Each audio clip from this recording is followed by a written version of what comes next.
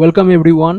তো তোমরা থাম্বনেলটা যেটা দেখলে পুরোপুরি সত্যি। থাম্বনেলে যেমন লেখা আছে যে এই যে জবটার বিষয়ে আমরা এখানে আলোচনা করব, এখানে তুমি যদি ঠিকঠাক তোমার যদি রেজাল্ট থাকে 10-এ মানে মাধ্যমিকে, তুমি কিন্তু খুব লাকি হতে পারো।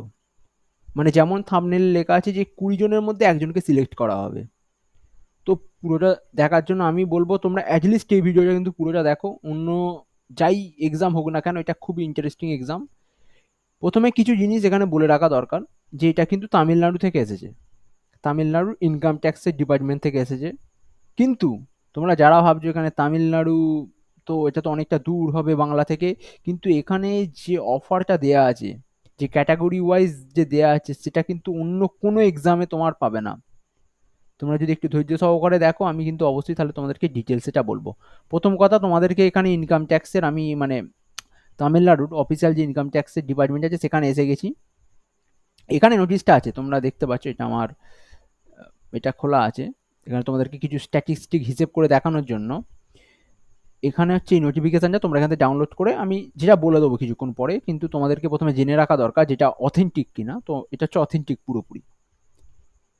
তো এবার দ্বিতীয় কি, এই এক্সামটা চুজ হবে মানে 500 জনকে চুজ করা হবে এক্সামটা দেওয়ার জন্য। মানে আমরা নর্মালি কি হয়, আমরা এক্সাম দিই লাখ লাখ ছেলে, তার মধ্যে থেকে কজনকে চুজ করা হয়। আমি তোমাদেরকে এসএসসির একটা স্ট্যাটিস্টিকটা দেখিয়ে দিই। এটা হচ্ছে এসএসসি স্ট্যাটিস্টিক। 2017 সালে 6 মিলিয়ন মানে হচ্ছে 60 লাখ ছাত্র পরীক্ষা দিয়েছিল। কতগুলো পোস্ট ছিল জানো? 8,300। ক্যালকুলেশন আমি করে দেখেছি, মানে একটা পোস্টের জন্য কতজন ছাত্র লড়াই করছে জানো? প্রায় 7,000-এর ওপরে, 7,228 জন মানে স্টুডেন্ট একটা পোস্টের জন্য এখানে এক্সাম দিচ্ছে। সেখানে আমার এবারেকার যে এক্সামটা হবে সেখানে কতজন দেবে জানো? সেখানে টোটাল চুজ করা হবে 500 জনকে। 500 জনকে চুজ করা হবে, পোস্ট হচ্ছে 25টা পোস্টে 500 জনকে, তাও আবার ক্যাটাগরি ওয়াইজ। মানে হিসেব করে 20 জন, 20 জন পেছু একটা পোস্টের জন্য চুজ করা হবে। ভেবে দেখো, 20 জনের মধ্যে যদি তুমি একজন হতে পারো, তুমি কিন্তু একটা গভর্নমেন্টের জব পেয়ে যাবে পুরোপুরি। ইন্টারেস্টিং, মানে এটা একটু ভুল মনে হতে পারে কিন্তু এটা ঠিক। তো তোমরা যখনই প্রথমে ইনকাম ট্যাক্সের ডিপার্টমেন্টের এই সাইটটায় আসবে, তোমরা এই ওপরের এটা টুকে নিতে পারো, www.tn বা তামিলনাড়ু শর্ট ফর্মে টিএন ইনকাম ট্যাক্স .gov.in। এটা হচ্ছে সাইটটা, তোমরা এখানে করতে পারো। প্রথমে যখন খুলবে রামধারা দেখাবে তোমার। তুমি এটা যদি তুমি যাও সরাসরি রেজিস্ট্রেশনের ওখানে চলে যাবে, প্রথমে রেজিস্ট্রেশন, তারপর তোমার ফর্ম ফিল আপ। অথবা তুমি পাশে রামধারা ক্লিক করে দেবে, তোমার এটা চলে এলো নর্মালি সাইটটা। এবার তাহলে আমরা কি নোটিফিকেশানে চলে যাই। আমি আলাদা জায়গাটা খুলে রেখেছি যাতে তোমাদের এখানে বুঝতে অসুবিধে না হয়, কারণ এখানে অনেক কিছু গুরুত্বপূর্ণ বিষয় আছে। তো দেখে নাও, এটা হচ্ছে নোটিফিকেশানটা। এখানে কি আছে? Recruitment notice for the post of canteen attendance for the recruitment year 2024। Canteen অ্যাটেন্ডেন্সের জন্য পোস্টটা তোমার হয়েছে। কত তারিখে বেরিয়েছে? 7/9/2023। আজকে 10 তারিখ, মানে ডেটে 7 তারিখে বেরিয়েছে। এবার বুঝতেই পারছো এটা তো ওয়েস্ট বেঙ্গলের নয়, আমরা সঙ্গে সঙ্গে নোটিফিকেশান পাবো না।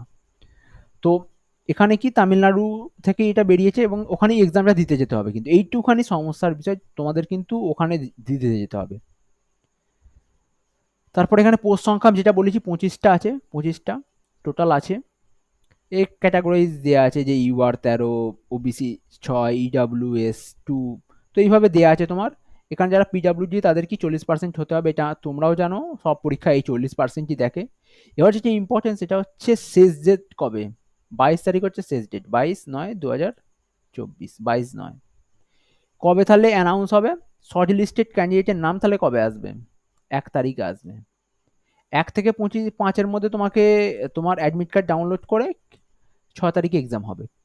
এটা কিন্তু তোমাদের একটু মেনে চলতে হবে যে তোমার যদি 1 তারিখে হয়, এই ফর্মে কিন্তু কোনো টাকা লাগছে না। হ্যাঁ বলে দিই, এই ফর্মটায় কোনো টাকা লাগবে না ফিল আপ করতে। Who can apply, Indian citizen হলেই তোমরা অ্যাপ্লাই করতে পারবে। তো তোমাদের কিন্তু যাতায়াতের ব্যাপারটা কিন্তু তোমাদের ওপর, এটা পুরোপুরি যাতায়াত কি করে করবে, ওরা কিন্তু এইসব বিষয়টা দেখবে না। এখানে কি এজ হতে হবে 18 থেকে 25। মানে কেউ যদি ইউপিএসসির জন্য অনেকে প্রস্তুতি নেয়, তাদের বয়স অনেক হয়ে যায়, তারা কিন্তু তোমার এই পরীক্ষায় আসবে না। তো সেক্ষেত্রে এটা একটা সুবিধা, যারা ইয়ং আছে, যাদের মনে হয় তারা পেরে যাবে, তাহলে এক্ষেত্রে তার কম্পিটিশনটা কম হবে। এখানে এজ রিল্যাক্সেশন তো অবশ্যই পাবে এখানে। আর এডুকেশনাল কোয়ালিফিকেশন ম্যাট্রিক পাস হলেই চলবে তোমাদের, অথবা ইকুইভ্যালেন্ট। এই দেখো এখানে কি লেখা আছে, application fees, there is no application fees for any category of the candidates. সবাই করতে পারবে। আমি বলবো যারা এটা শুনছো অ্যাটলিস্ট তারা কিন্তু অবশ্যই অ্যাপ্লাই করে দেবে, ক্ষতিটা কি আছে? আর যদি না মেসেজ আসে তো খুবই আরো ভালো ব্যাপার। কিসের ওপর? এটা কিন্তু যাদের মেরিটের ওপর, যার মেরিট বেশি হবে সে কিন্তু এখানে চান্সটা পাবে, বলে এটা বলে দেওয়া দরকার। আর এখানে কি কি তোমাদের ডকুমেন্ট আপলোড করতে হবে, টেনের সার্টিফিকেট, তারপরে কেউ যদি টেনের সার্টিফিকেট প্রথমে, তারপরে কেউ যদি কমিউনিটি মানে কেউ যদি ইউআর না হয়ে অন্য কিছু দাও তাহলে তাকে সেইটা সার্টিফিকেট করতে হবে, সাবমিট করতে হবে। তারপরে ডকুমেন্ট রিলেটেড, কেউ এক্স সার্ভিসম্যান হলে, পিডাব্লিউ ক্যান্ডিডেট হলে তার সেটা থাকবে। তারপরে এখানে বাদ বাকি যেগুলো আছে, ফটো দিতে হবে, এবং ফটোয় না ডেট কিন্তু লেখা থাকতে হবে এখানে না, full name and date of the photographer taken not before 3 month. মানে 3 মাস আগের ফটো হলে চলবে কিন্তু তার আগের হলে চলবে না, আর তাতে কিন্তু অবশ্যই ডেট আর মান্থ লিখে দিতে হবে। আমি এই ফর্মটা ফিল আপ করবো, দেখে নেবে তোমরা, হয়তো 2 দিন দেরি হতে পারে। তারপরে স্ক্যান সিগনেচার আর valid photo ID proof. Sorry আমি বললাম 2 দিন দেরি হবে না, আমি দেখবো এটা, আমি কালকেই করে দেওয়ার চেষ্টা করব, আজকে আছি। আর তোমাদের কি লাস্ট ডেট হচ্ছে যেটা আমি বলে দিচ্ছি, 22 তারিখ হচ্ছে শেষ ডেট। এবার যে ইম্পর্টেন্ট বিষয়, এইখানটা ইম্পর্টেন্ট বিষয় আছে, দেখেন আমি যেটা তোমাদের আগে বললাম যে 500 ক্যান্ডিডেট কিন্তু চুজ করা হবে, 20 eligible, sorry eligible applicant against each vacancy এবং ইচ ক্যাটাগরি, মানে প্রতিটা ক্যাটাগরিতে 20 জন করে চুজ করা হবে। Will be shortlisted out of all eligible applicants received based on the percentage of total marks obtained in matriculation. Matriculation যারা বেশি নাম্বার পেয়েছে পাবে তাদের কিন্তু চুজ করা হবে এখানে, যারা কম নাম্বার পাবে তাদের কিন্তু এক্সামের জন্য চুজ করা হবে না। তো তুমি যদি ভালো মাধ্যমিক পরীক্ষা দিয়ে থাকো তো তোমার আমি বলবো এখানে দিয়ে দাও এটা, পরীক্ষাটা দিলে পাওয়ার চান্স খুব বেশি থাকে। আর এখানে কিছু আছে যে তোমাদের যদি বয়স এক হয়, পার্সেন্টেজ যদি মিলে যায় তাহলে তোমাদের কি করে চুজ করবে, এখানে তখন দেখবে তোমার বার্থ সার্টিফিকেট কবে আছে, যার যার যে বয়সে বড় হবে সে আগে চুজ হবে। যদি সেখানেও কোয়ালিফিকেশান হয়ে যায় তাহলে তোমার সায়েন্সের সাবজেক্টে তো কে বেশি পেয়েছে দেখবে, সেখানেও যদি এক হয়ে যায় তাহলে তোমার ম্যাথ সাবজেক্টকে চুজ করা হবে, অবশেষে ড্র করা হবে। তো এই ব্যাপার। এখানে কি হবে, রিটেন এক্সাম হবে 100 নম্বরের, ওকে, মাল্টিপল চয়েস কোশ্চেন থাকবে, কোনো বড় ব্যাপার নয়, যেটা সব পরীক্ষাতেই হয়। এখানে তোমাদের সিলেবাস দেওয়া আছে 25-25 করে, যেমন হয় তোমার জিকে, জিএস, ইংলিশ আর অ্যারিথমেটিক, সিম্পল বিষয়। অ্যারিথমেটিক থেকে তোমার 100 নম্বরের এক্সাম হয়ে যাবে। এখানে সিলেবাসের ডিটেলসে দেওয়া আছে, কেউ এটা দেখতে চাইলে নোটিফিকেশান থেকে দেখে নিতে পারো। তারপরে এখানেও যদি এক্সামে এক হয়ে যায় তাহলে ওই একই বিষয় যে কার বয়স বেশি আছে এইসব বিষয়গুলো দেখা হবে। তাহলে রিটেন এক্সামের ডেট দেখে না, 6 তারিখে কিন্তু রিটেন এক্সাম হবে, 11টা থেকে 1টা PM অবধি চেন্নাই হবে। অ্যাজ ওকে, এক্সাম ভেন্যু কি ওখানে লেখা থাকবে তোমার, অ্যাজ মেনশন অ্যাজ হল টিকিট, তোমার হল টিকিটে লেখা থাকে চেন্নাই হবে। ওকে, আর কি আছে, আর এখানে তোমায় কি কি জিনিস নিয়ে যেতে হবে এটা বলা হয়েছে, যে তোমার হল টিকিটটা প্রথমে নিয়ে যেতে হবে, তারপরে তোমার আইডি প্রুফ থাকতে হবে, তারপর তোমার যে আইডি প্রুফটা নিয়ে যাবে তাতে যেন নামটা আর ডেট অফ বার্থ যেন ঠিকঠাক লেখা থাকে, যেটা তোমার মাধ্যমিক বা যেটা তোমার লেখা আছে, যে এমন একটা আইডেন্টি প্রুফ নিয়ে যাবে যাতে তাতে যেন তোমার নাম লেখা থাকে ভালোভাবে।